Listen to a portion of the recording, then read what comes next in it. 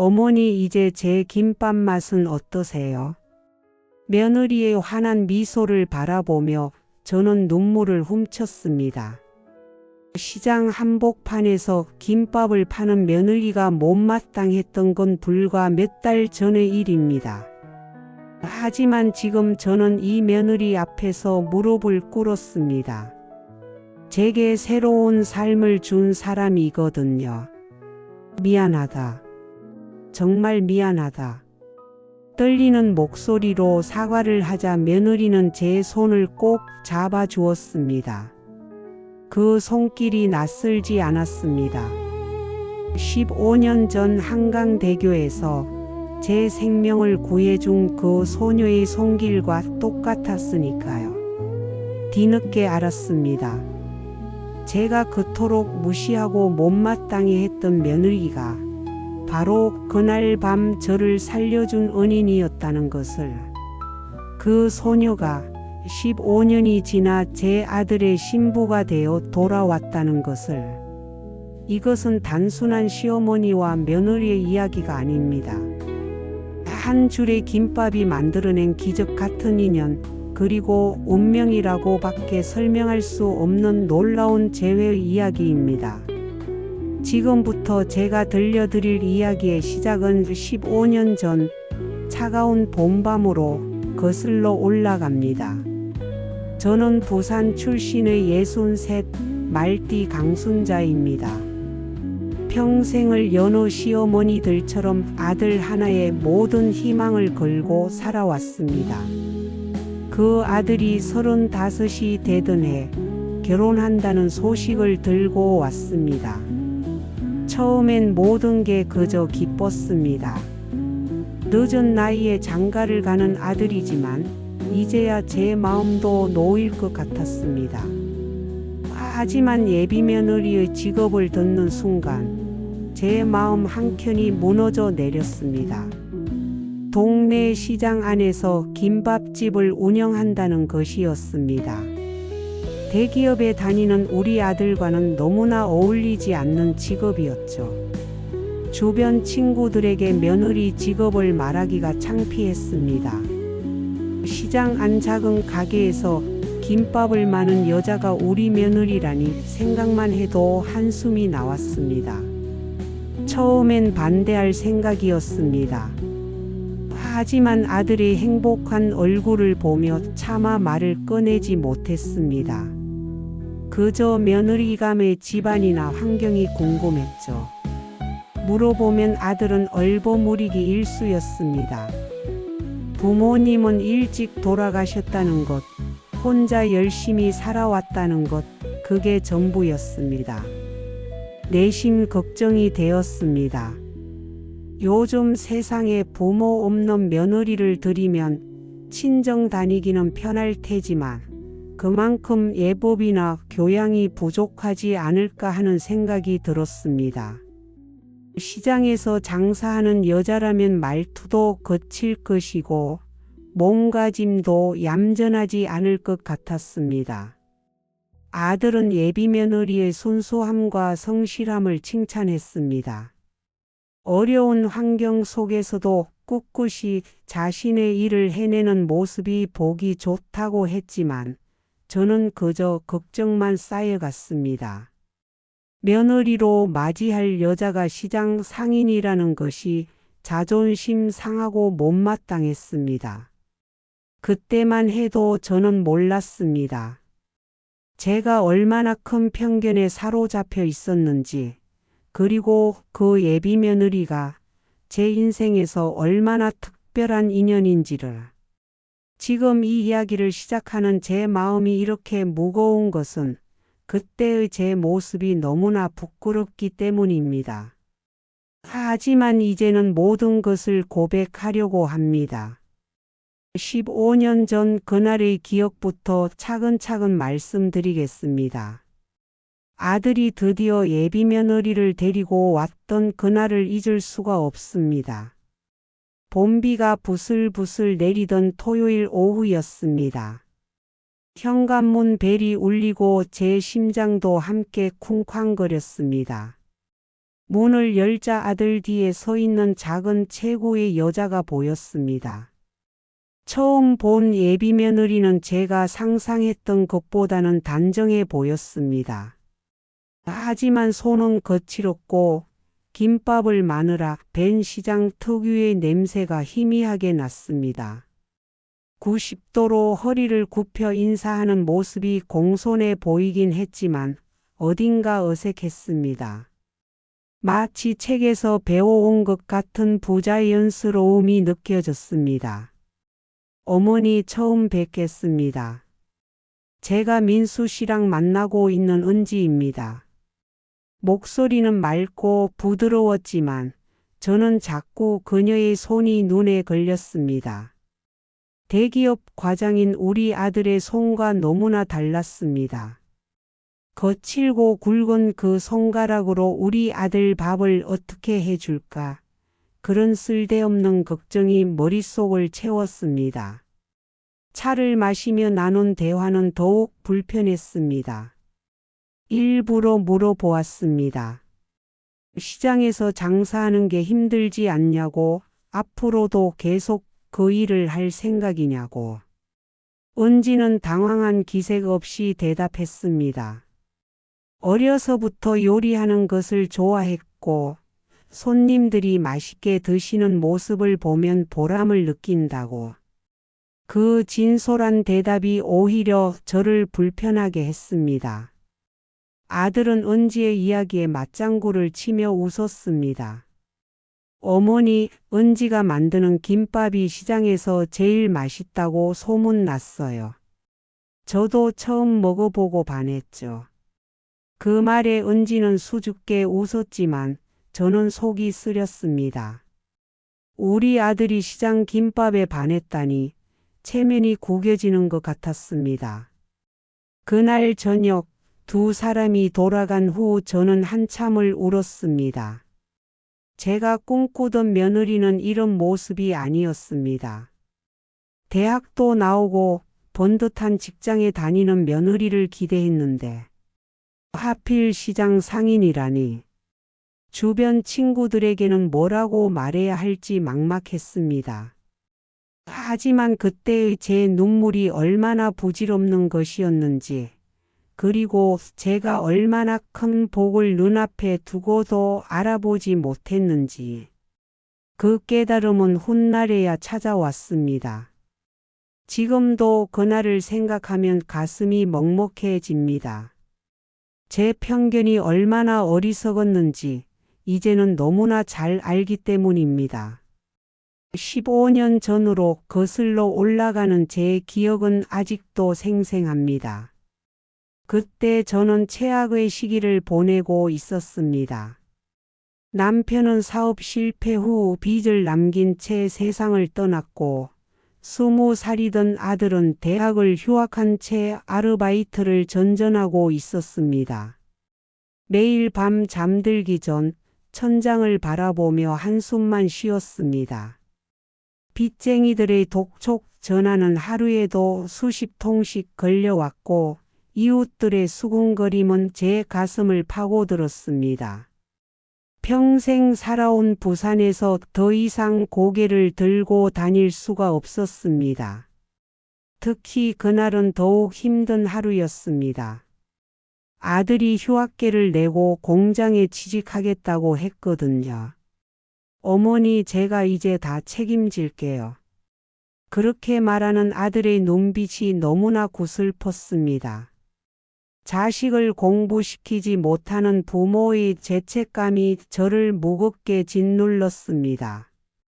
그날 저녁 약국에서 수면제를 샀습니다.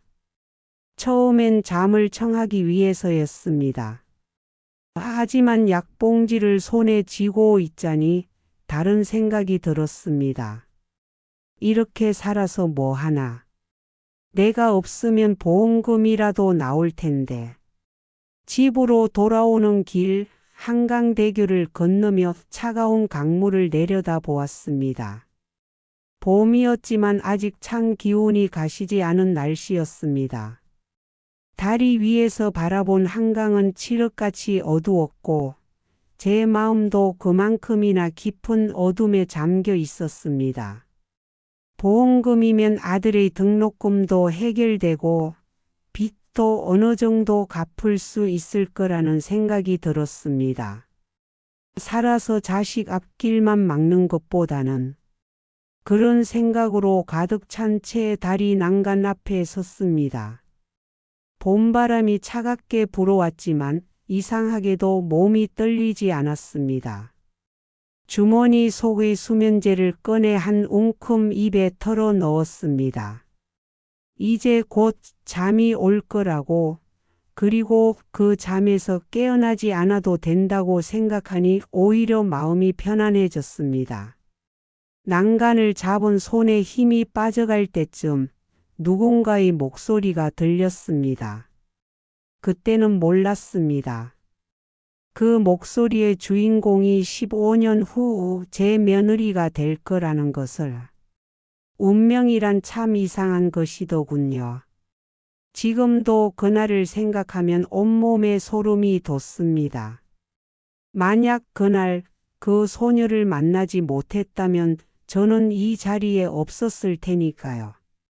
할머니, 거기서 뭐 하세요? 맑은 목소리가 저를 불렀습니다. 순간 잠이 확 달아났습니다.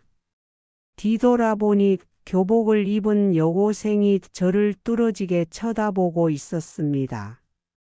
늦은 시간인데도 교복 차림이었던 걸 보면 아마도 학원을 다녀가는 길이었나 봅니다. 이리 오세요. 위험해요. 소녀가 제게 다가왔습니다.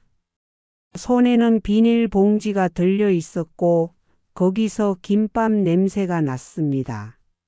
나중에 안 사실이지만 그날 그 아이는 아르바이트를 마치고 집으로 돌아가는 길이었다고 합니다. 할머니, 저랑 같이 김밥 먹어요. 방금 가게에서 남은 거예요.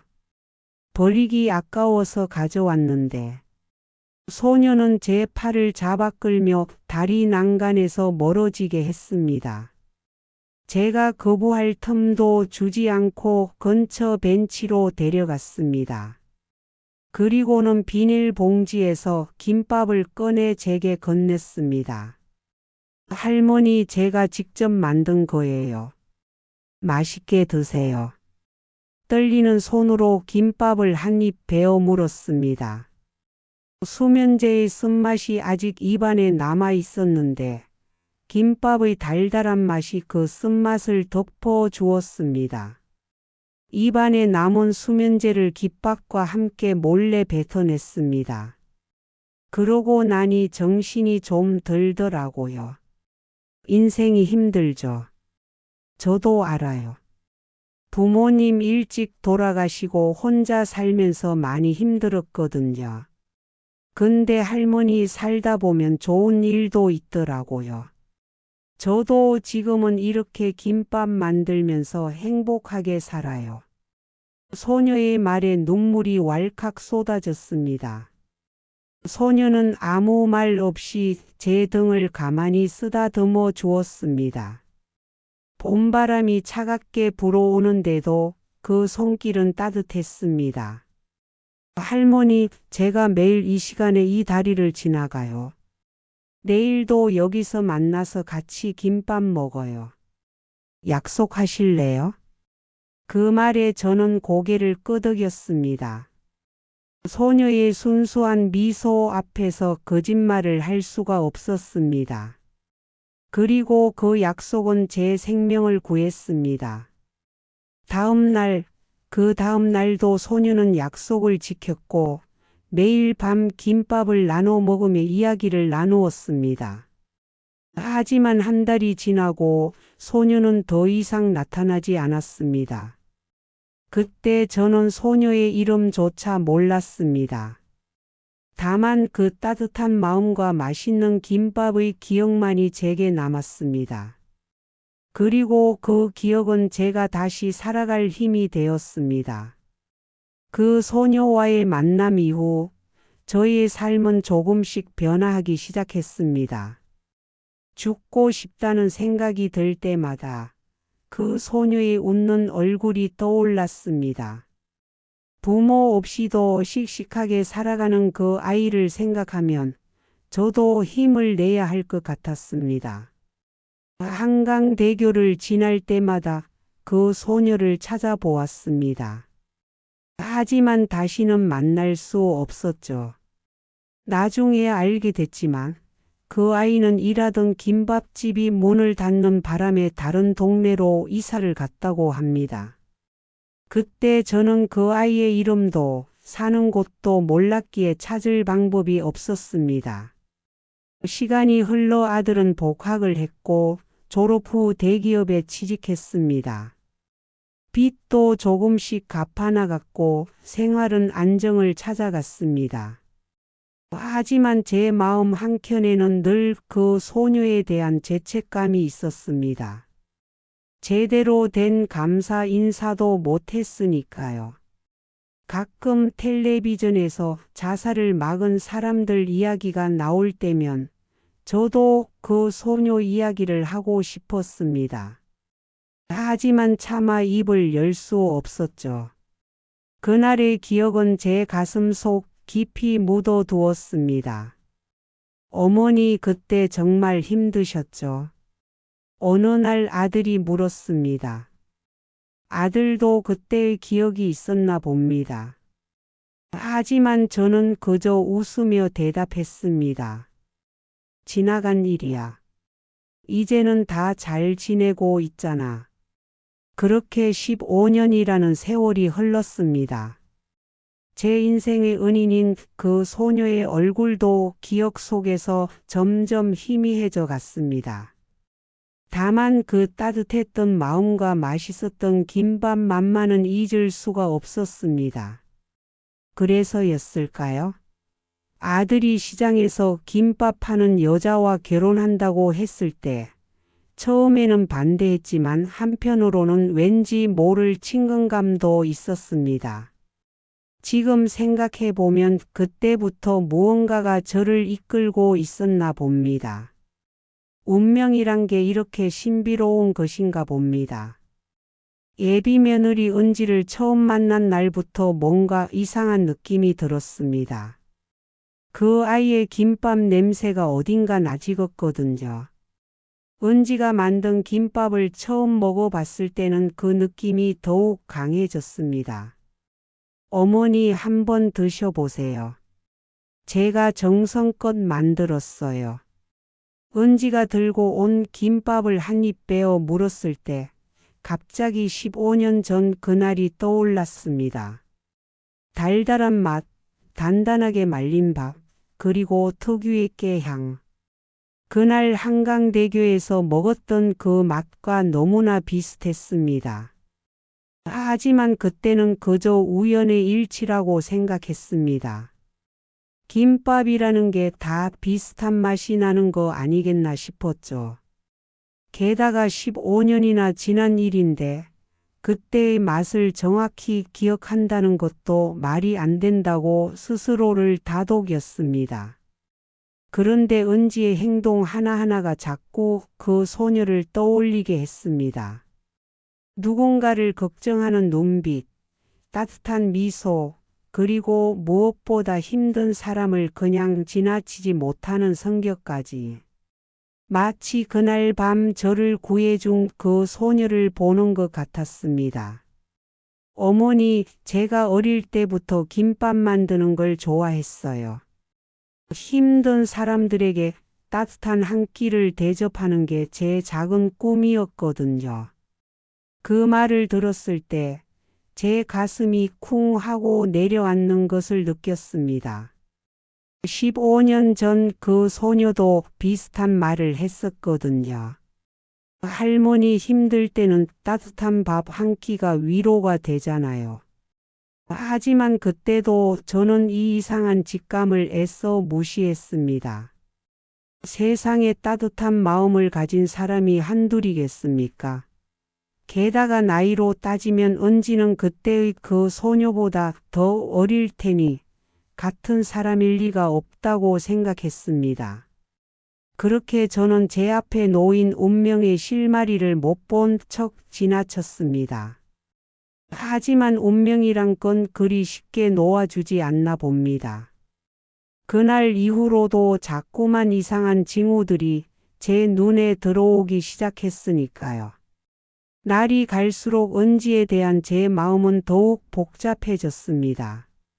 한편으로는 시장 상인인 그 아이를 며느리로 맞이하는 게 못마땅했지만 다른 한편으로는 자꾸만 그 아이에게 끌리는 제 마음을 숨길 수가 없었습니다.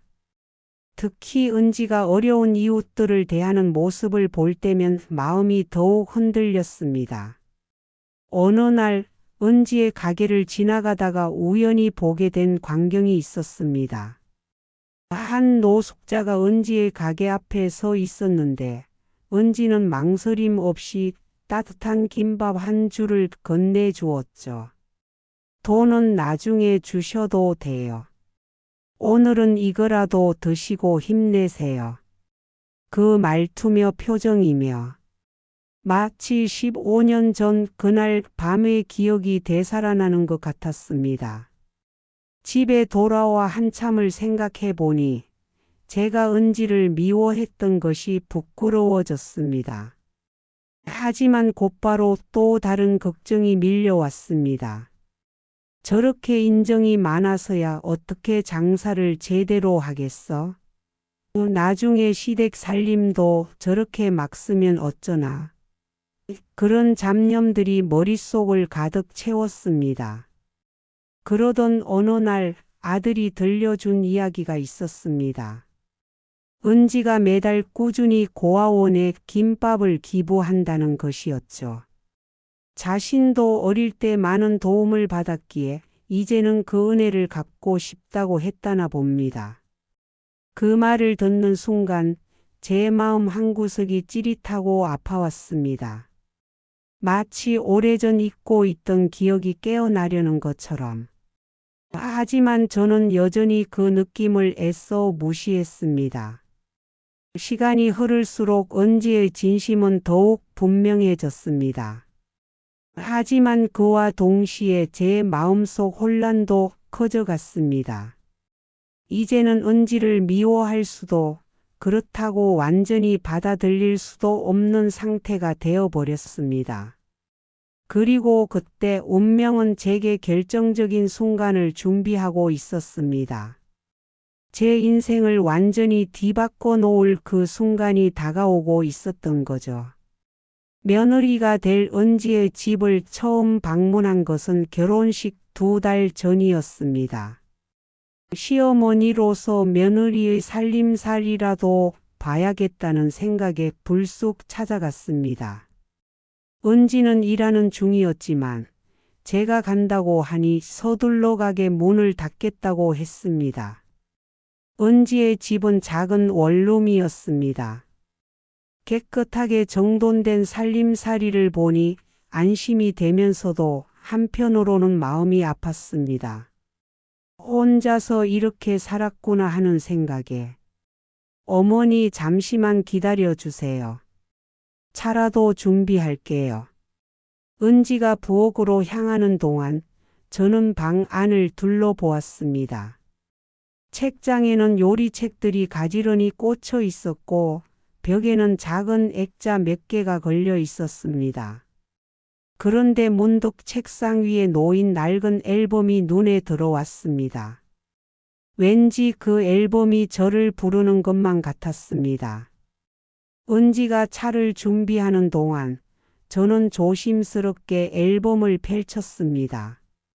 대부분 은지의 어린 시절 사진들이었습니다. 고아원에서 찍은 사진도 있었고 김밥집에서 일하는 모습도 있었습니다. 그러다 한 장의 사진에서 제 눈이 멈췄습니다. 한강대교를 배경으로 찍은 사진이었습니다. 교복을 입은 여학생이 밝게 웃고 있었고 그 옆에는 제가 있었습니다.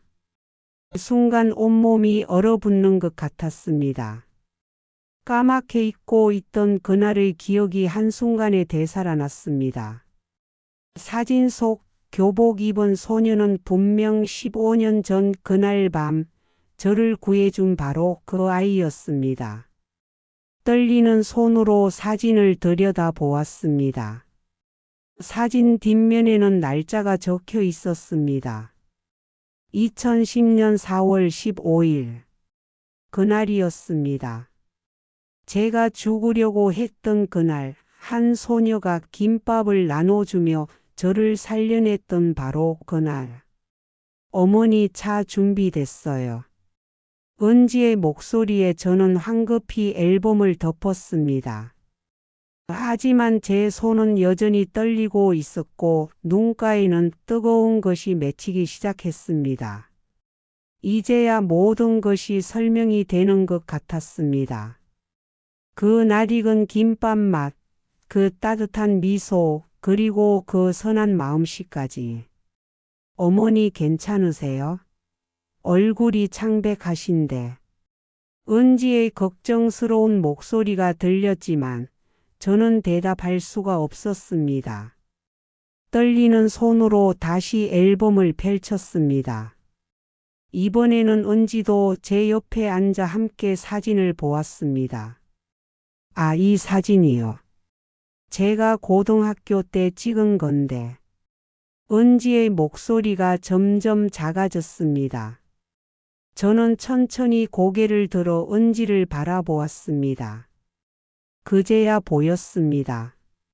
15년이라는 세월이 지났지만 그때의 그 순수한 눈빛은 전혀 변하지 않았다는 것을. 그때 그 할머니가 어머니시잖아요. 은지의 목소리가 떨렸습니다. 저희 둘 다 한동안 아무 말도 할 수 없었습니다. 방 안에는 긴 침묵만이 흘렀습니다. 창밖에서 들려오는 매미 소리만이 이 순간의 증인이었습니다. 왜 진작 말하지 않았니? 제 목소리가 떨렸습니다. 은지는 고개를 숙인 채 손수건으로 눈물을 훔쳤습니다. 처음 민수 오빠를 통해 어머님이 누구신지 알았을 때 너무 놀랐어요. 하지만 어머님이 절 알아보시지 못하시는 것 같아서. 그리고 혹시 그때의 기억이 불편하실까봐. 은지의 말에 제 마음이 무너져 내렸습니다. 이 아이는 자신이 저의 은인이라는 사실을 알면서도 저의 마음을 걱정해 침묵했던 것입니다. 그동안 제가 얼마나 편협한 시선으로 이 아이를 대했는지. 그 생각에 눈물이 쏟아졌습니다. 미안하다. 정말 미안하다. 저도 모르게 은지를 끌어안았습니다. 15년 전 그날 차가운 한강대교 위에서 저를 끌어안아 주었던 그 포옹을 이제야 돌려주는 것 같았습니다. 은지도 저를 꼭 안아 주었습니다. 어머니. 그때 그 김밥이 맛있으셨다고 하셔서 그 뒤로 계속 김밥을 만들었어요. 어려운 분들에게 따뜻한 한 끼를 대접하고 싶어서. 그 말을 듣는 순간 제 가슴 속에서 무언가가 완전히 녹아내렸습니다. 그동안 제가 얼마나 큰 편견에 사로잡혀 있었는지 이제야 깨달았습니다. 감정이 가라앉은 후 저는 은지와 마주 앉아 오랜 이야기를 나누었습니다. 궁금했던 모든 것들을 물어보았습니다. 그날 이후 은지는 어떻게 지냈는지, 왜 갑자기 나타나지 않게 되었는지, 그때 일하던 김밥집이 갑자기 문을 닫게 되었어요. 주인분이 빚을 많이 지셨다고. 저는 그때 고아원으로 돌아가야 했고 다른 동네로 전학을 가게 됐어요. 근데 가끔 어머님 생각을 했어요. 잘 지내시는지 힘든 일은 없으신지. 은지의 이야기를 들으며 저는 그동안 이 아이를 오해했던 모든 순간들이 떠올랐습니다. 시장에서 김밥을 파는 것이 못마땅했던 제 모습이 이제는 너무나 부끄러웠습니다. 그런데 어떻게 우리 민수를 만나게 된 거니? 민수 오빠가 제 가게 단골이었어요. 처음에는 맛있다고 자주 오시더니 어느 날 갑자기 저에게 고백을 하시더라고요. 그때는 몰랐어요. 오빠의 어머님이 그날의 그 할머님이실 줄은. 은지는 민수와 만나면서 저희 근황을 조금씩 알게 되었다고 했습니다. 그리고 제가 잘 지내고 계시다는 소식에 안도했다고 합니다. 하지만 자신이 그날의 소녀라는 걸 밝히면 오히려 불편해 하실까 봐 망설였다고 했습니다. 사실 어머님께서 제 직업을 못마땅해 하시는 걸 알고 있었어요. 하지만 저는 이 일이 좋아요. 제가 만든 음식으로 누군가에게 위로가 될 수 있다는 게 너무 행복하거든요. 그 말을 듣는 순간 저는 제가 얼마나 작은 그릇이었는지 깨달았습니다. 겉모습만 보고 사람을 판단했던 제 모습이 부끄러웠습니다. 은지는 그저 자신의 방식으로 세상을 따뜻하게 만들어가고 있었을 뿐인데, 우리 며느리, 앞으로는 내가 더 잘할게. 떨리는 목소리로 그 말을 하자 은지는 환하게 웃으며 제 손을 잡았습니다. 그 따뜻한 손길에서 15년 전 그날의 온기를 다시 한번 느낄 수 있었습니다. 은지야, 내가 정말 미안하구나. 어머니 절대 그러지 마세요. 저는 그저 어머님의 며느리가 될 수 있어서 행복해요. 이렇게 인연이 되다니 정말 감사할 따름이에요. 그날 저녁 집으로 돌아오는 길에 저는 한강대교를 바라보았습니다. 15년 전 그날 죽음을 선택하려던 그 자리에서 새로운 삶이 시작되었습니다. 그리고 이제 그 삶은 더없이 아름다운 인연으로 완성되려 하고 있었습니다. 그날 이후로 제 태도는 완전히 바뀌었습니다. 은지가 일하는 시장으로 자주 찾아갔습니다. 이제는 제가 먼저 며느리의 가게를 자랑스럽게 소개했습니다. 친구들에게도 당당히 말했죠. 우리 며느리가 시장에서 제일 맛있는 김밥을 만든다고 소문났어. 사람들이 줄 서서 기다린다니까. 처음엔 친구들이 의아해했습니다. 얼마 전까지만 해도 며느리가 시장 상인이라며 한숨 짓던 제가 갑자기 달라진 것이 신기했나 봅니다. 하지만 저는 더 이상 부끄러워하지 않았습니다. 사람이 어디서 무슨 일을 하는지가 중요한 게 아니야. 그 사람의 마음이 얼마나 따뜻한지 그게 더 중요한 거지. 은지의 가게에 가보면 알 수 있었습니다. 그곳에는 단순히 장사하는 곳이 아닌 작은 정이 오가는 공간이 있었습니다. 끼니를 거르는 어르신께는 슬그머니 김밥을 건네고 학원 다녀가는 학생들에게는 서비스로 떡볶이 한 조각을 더해주는 모습. 어머님, 저는 이렇게 베풀면서 살고 싶어요. 은지는 그렇게 말하곤 했습니다. 운명이란 게 참 신기합니다. 제가 가장 어둡던 순간에 만난 한 소녀가 이제는 제 아들의 반려자이자 제 마음의 딸이 되어 돌아온 것입니다. 그것도 자신이 누구인지도 밝히지 않은 채 묵묵히 제 곁에서 기다려준 것입니다. 가끔 한강대교를 지날 때면 그날의 기억이 떠오릅니다. 하지만 이제는 더 이상 아프지 않습니다. 오히려 감사한 마음이 듭니다. 그날이 있었기에 오늘의 이 행복이 있으니까요. 어머니 이제 매일 같이 김밥 만들어요. 제가 어머님께 배운 대로.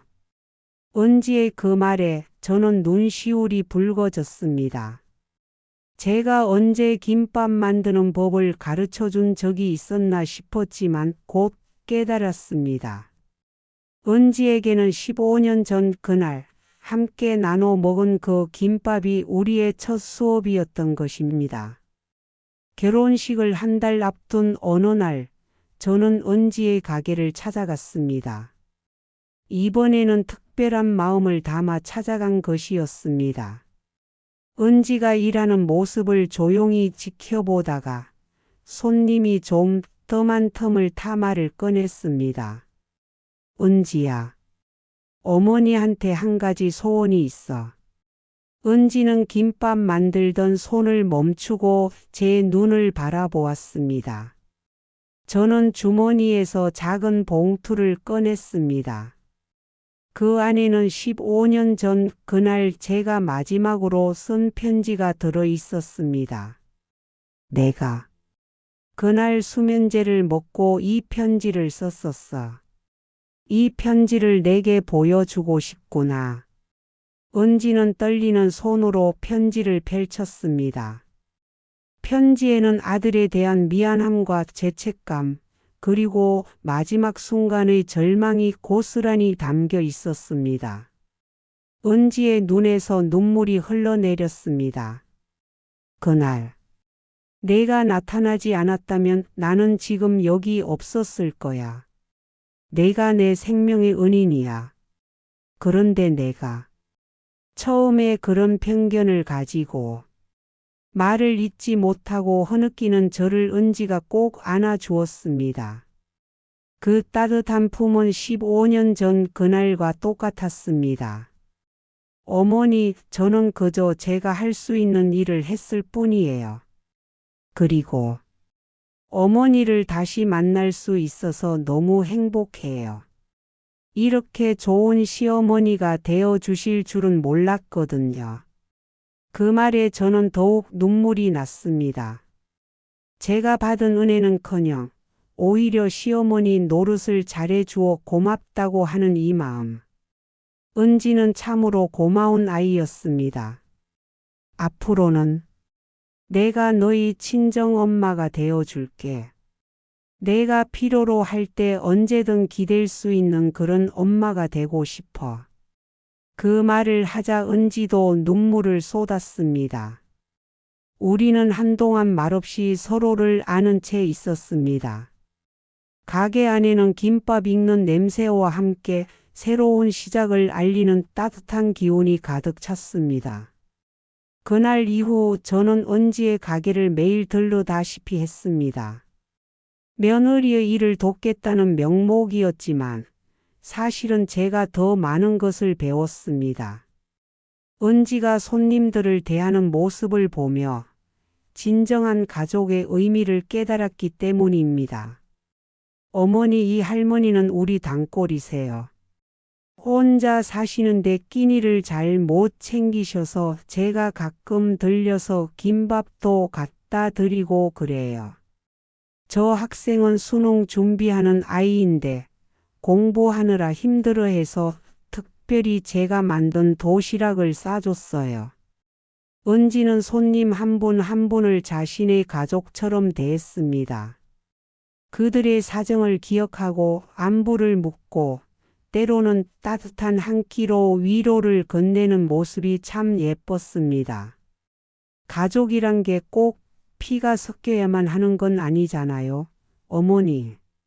서로를 생각하고 걱정하는 마음. 그게 바로 가족 아닐까요? 그 말을 들으며 저는 새삼 깨달았습니다.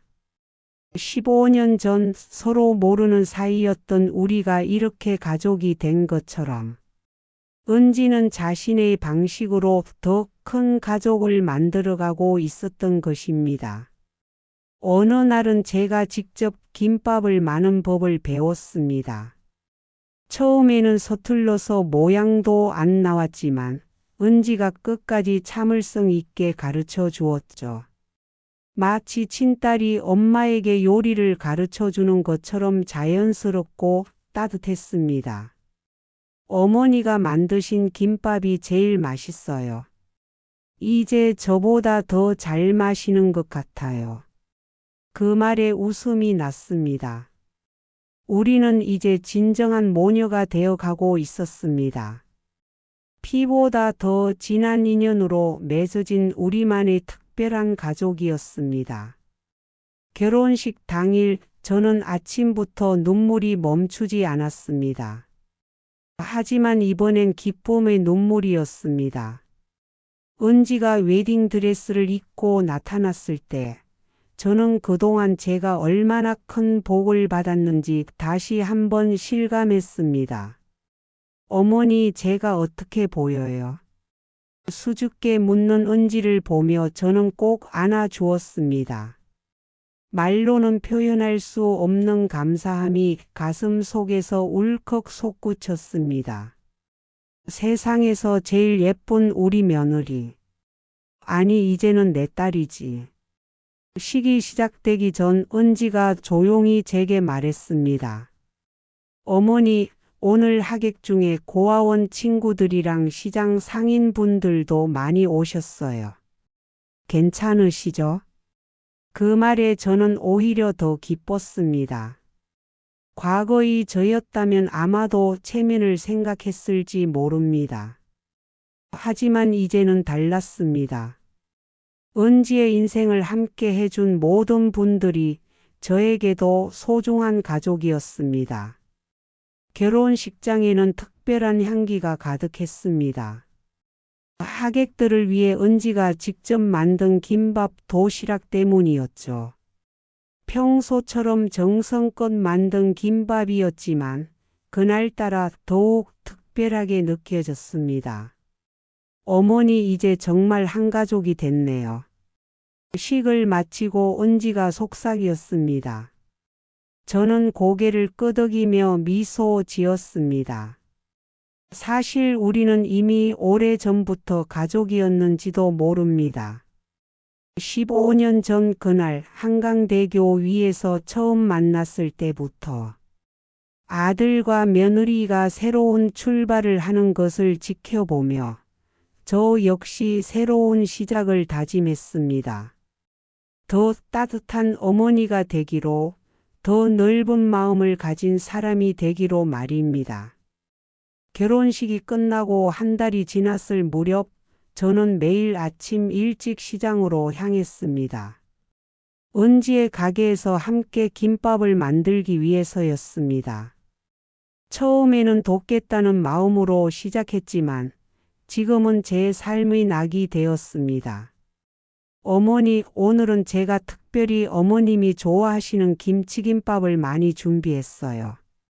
동창회에 가져가시라고요. 은지는 늘 저를 먼저 생각해 주었습니다. 친구들 모임에 갈 때면 김밥을 싸주었고 제가 피곤해 보이면 어깨도 주물러 주었습니다. 친딸보다 더 세심하게 저를 챙겨주는 며느리가 있다는 게 자랑스러웠습니다. 가게를 찾는 손님들도 이제는 저를 알아보고 반갑게 인사를 건넵니다.